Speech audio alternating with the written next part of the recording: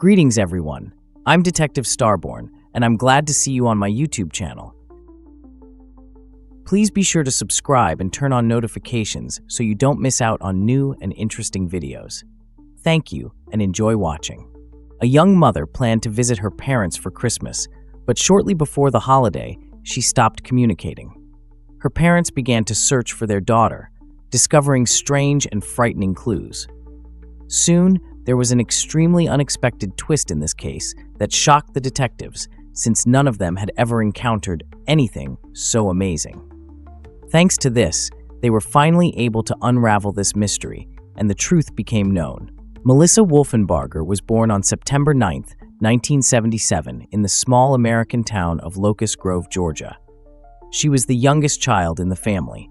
Her older sister, who was 7 at the time of Melissa's birth, helped her mother take care of her from the very first days, and subsequently the girls became very close. In high school, Melissa met a guy named Christopher, and soon after graduation, they got married. The couple moved to a suburb of Atlanta, settling in a quiet residential area. Christopher got a job at a glass factory, and Melissa became pregnant shortly after moving, and they had a daughter, and a little later, a son. As of 1998, when Melissa was 21, she spent most of her time at home caring for the children. Despite such a young age, she was happy to have a large family. Melissa also tried to visit her parents and sister, but due to the distance and various concerns, they managed to see each other quite rarely. They planned to come to their parents for Christmas with the whole family, and a month before that, on Thanksgiving Day, the woman asked her mother to find a special gift for her. Melissa wanted some old photo with her grandfather. Her mother looked through all the family albums, picked out a suitable photo, and began to wait for her daughter with her grandchildren. But when Christmas came, Melissa did not show up. This seemed strange to the parents, but at first they assumed that the woman simply could not find time for this trip.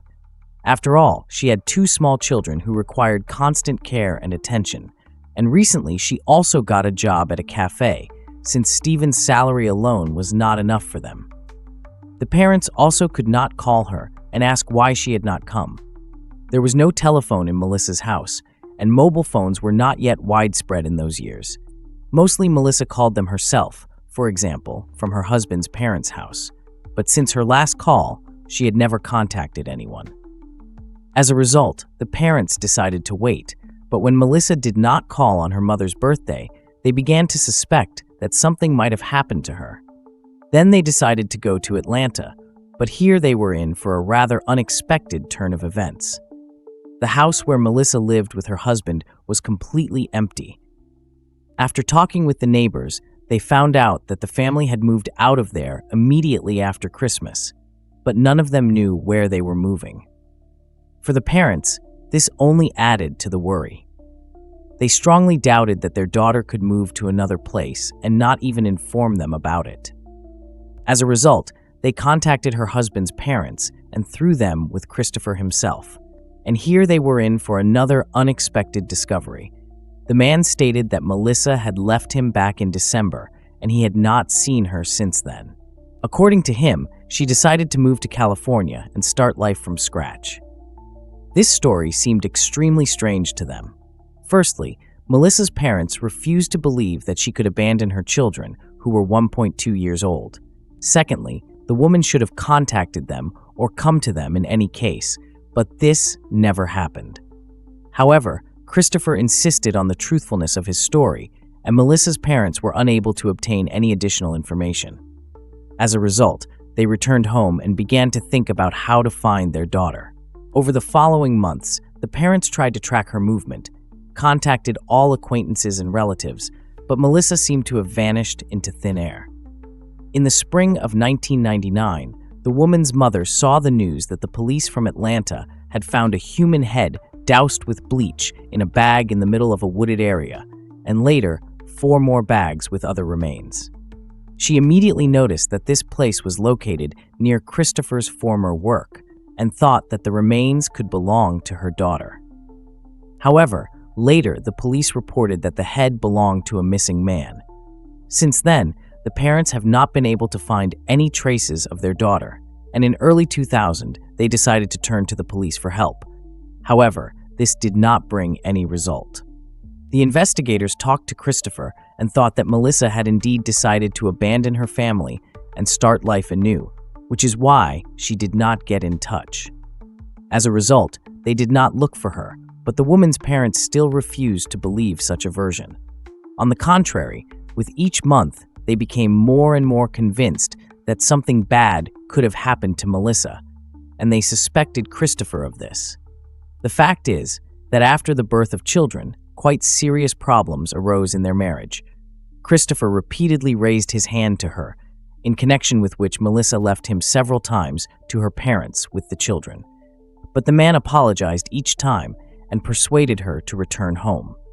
This same fact raised additional questions about Christopher's sincerity. If all previous times he actively tried to get his wife back, why then this time he did not take absolutely no action? The man did not call her parents and did not go to the police, and even did not try to persuade Melissa not to leave him. Another strange point was that, according to Christopher, his wife did not take any things, jewelry, or even documents with her. All this looked extremely strange, but without the help of the police, Melissa's parents could not do anything about it. Over the next few years, Melissa still did not get in touch. But in 2003, everything changed, and in an extremely unexpected way. The police were investigating the murder of a woman that occurred in 1977. This case remained unsolved for 26 years, but recently they decided to reconsider it. Having studied the available evidence, the detectives conducted a DNA analysis and were able to identify the killer. It turned out to be Carl Patton, Melissa's father. But that was just the beginning. As soon as the police arrested him, he offered them a deal. The man agreed to confess to 4 murders at once if they provide full immunity to his wife, who helped with these murders. In addition to this deal, Melissa's mother also agreed to testify against her husband, and she was granted immunity. According to their confession, in December 1977, Carl's acquaintance named Mary offered him $15,000 if he killed her husband. The reason for this was that the husband was cheating on her. In addition to this, Mary took out an insurance policy on him and wanted to receive a solid payout. Carl agreed, took his friend as a partner, and they committed this murder together. However, at that moment, the man's mistress was with him, so they decided to kill her as well. The criminals threw the woman's body into the river and left the man's in the car on the railroad tracks, hoping to stage everything as an accident. A month later, Carl told his wife that his accomplice, apparently, had told his girlfriend about what he had done, and now he wants to get rid of them. The man invited them to his house, where he killed them, and together with his wife, they got rid of the bodies by throwing them into the river. The woman also helped him wash the crime scene and the van of blood. Later, Carl confessed to a 5th murder that occurred 5 years before the others. Then the same Mary offered him money for the murder of her first husband, and Carl agreed. Thus, the man was charged with 5 murders, and the police immediately suspected him of involvement in Melissa's disappearance. However, Carl stated that he would never harm his daughter and had nothing to do with it. During the check, the investigators concluded that the man most likely was telling the truth. In addition, initially they suspected him of only 1 murder, but he agreed to confess to 4 more. Carl himself claimed that he deeply regretted what he had done, and this remorse prompted him to lay all the cards on the table. In addition, the man decided to take advantage of the current situation. He asked for a meeting with the chief detective who established his involvement in the murder and decided to ask him for a favor. Carl told him about the disappearance of his daughter and added, "You were able to catch me, which means you can find my daughter." The detective became interested in this case, since everything that was happening turned out to be amazing even for him. The person who committed 5 murders asked him to investigate another case, and the man agreed.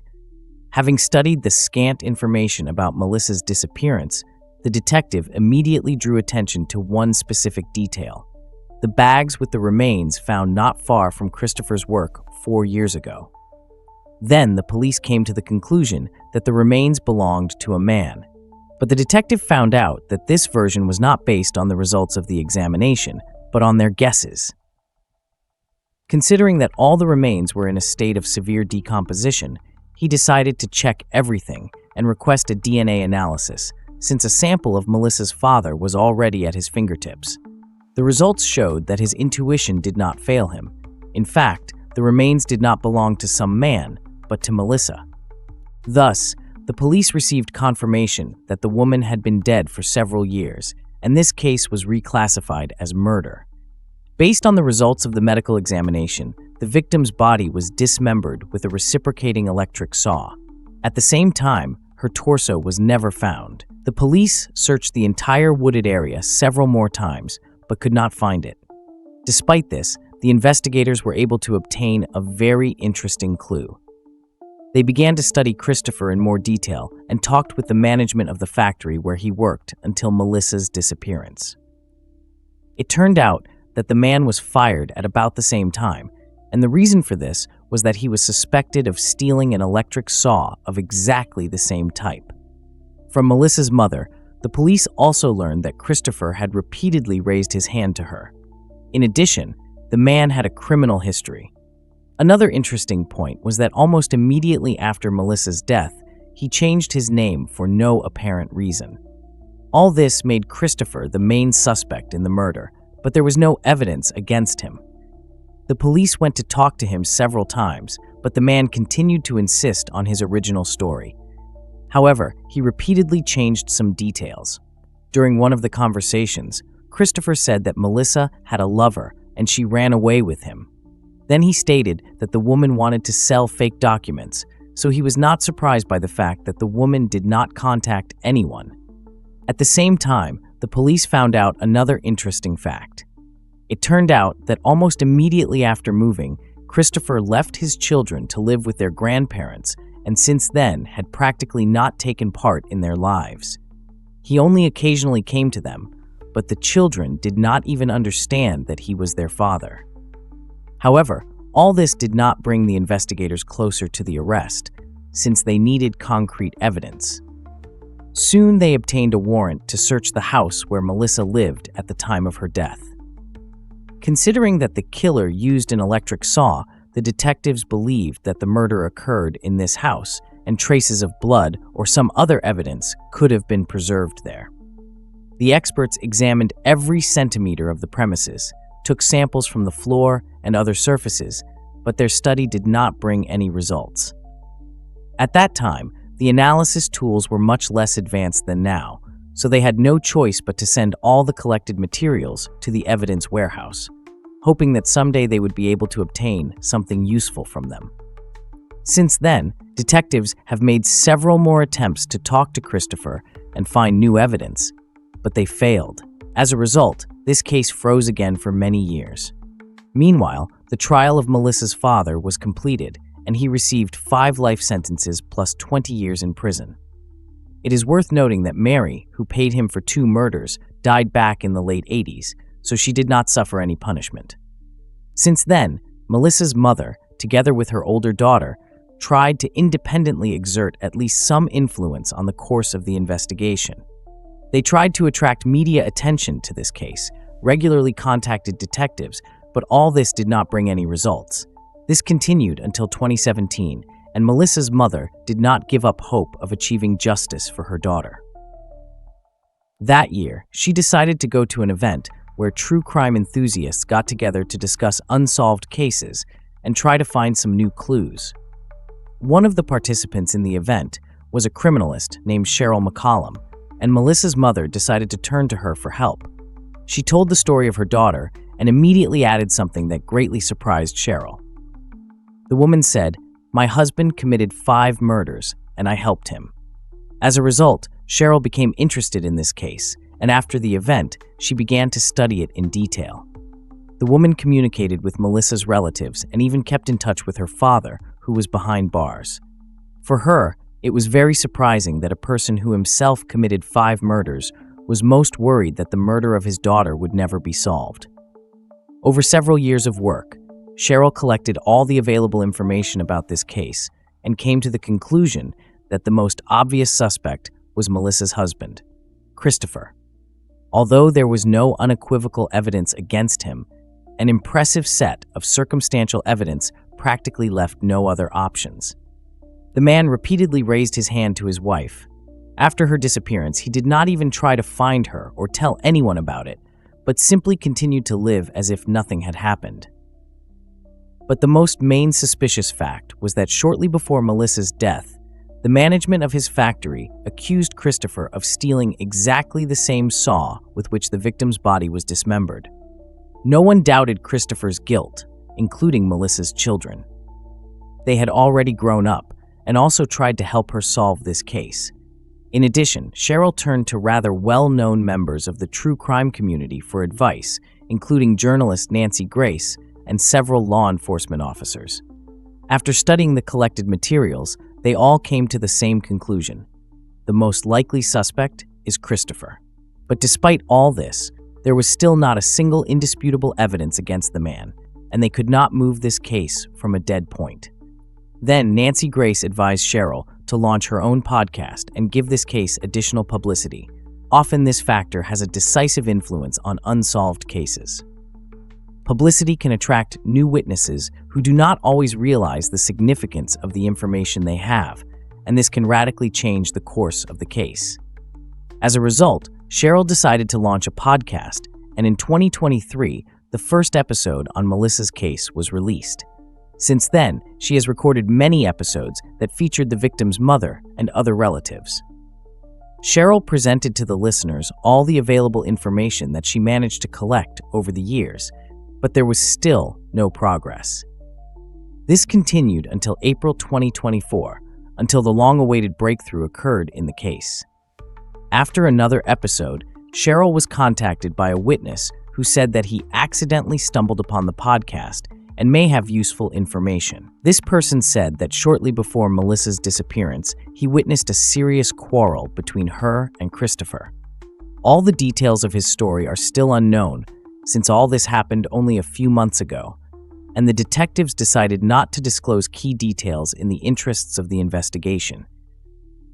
Apparently, during this quarrel, Christopher could have threatened Melissa, and Cheryl immediately handed over his story to the police. This became a turning point, and the investigators decided to resume the investigation. Over the next 3 months, the police reviewed the case files, interviewed all its participants, and examined the available evidence using modern technology. Experts examined the bags in which the remains were found, as well as various samples from Christopher and Melissa's house, in which, apparently, the murder took place. In August 2024, investigators convened a press conference at which they announced that 25 years after Melissa's death, her husband was finally arrested. As in the case with the witness statements, the police did not disclose information about what kind of evidence they managed to find during the new investigation. According to some sources, during the repeated analysis with modern tools, experts were able to detect some traces of DNA and other weighty evidence, with the help of which it was possible to confirm Christopher's involvement in the murder. The reason why detectives are not yet telling all the details is quite standard. The more that is known before the start of the trial, the higher the chances of lawyers using this information to their advantage and coming up with how to challenge this evidence. At the moment, Christopher is in prison awaiting trial, and a preliminary hearing has not even taken place yet, at which he must declare his innocence or, on the contrary, admit guilt. However, Melissa's relatives have almost no doubt that the man will be convicted, as well as the investigators in this case. Apparently, they really managed to find very serious evidence that will be extremely problematic to challenge. Thus, this case is approaching its completion, although it took almost 26 years. Melissa's story spread throughout the country as its details became truly amazing. First, the police managed to establish the very fact that the victim was no longer alive, only because her father was arrested for 5 murders and asked investigators to help him. Then, the podcast played a key role in attracting the attention of a witness whose testimony led to the resumption of the investigation and ultimately the arrest of Christopher. As for Melissa's children, they also do not doubt the guilt of their father and hope that justice will prevail in the near future. In addition to the fact that they want to wait for a conviction, they would also like to know the whole truth and Christopher's motives.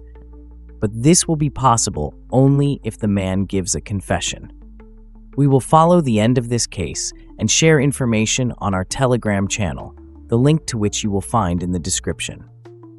In the meantime, share your opinion about this story in the comments, and do not forget to like this video if you enjoyed it. Thank you for watching this video, and please don't forget to subscribe to my channel. I look forward to your comments on this situation. That was Detective STARBORN. See you soon.